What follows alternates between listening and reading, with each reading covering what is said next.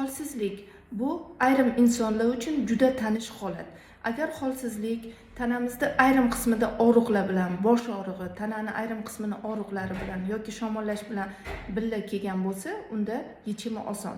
Shifokor bilan shu kasallikni bartaraf qilish orqali holsizlikdan qutulish mumkin. Lekin ayrim holatlarda ertalab turganda jismoniy zo'riqishsiz holsizlik kuzatiladigan bo'lsa, unda jiddiy yondoshishni talab qiladi.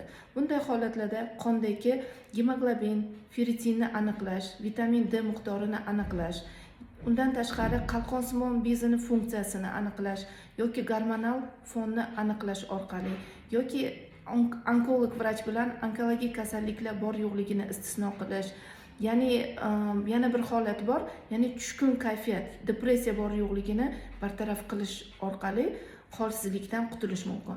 Agar sizda bu kasalliklar yo'q bo'lsa, unda uy sharoitida jenshen damlamasi, elektrokok nastoykasi, mikroelementlar qabul qilish yoki oddiygina suv miqdorini ko'paytirish yoki 3000 dan 10000 qadamgacha harakat, jismoniy harakatni ko'paytirish orqali holsizlikni bartaraf qilish mumkin bo'ladi.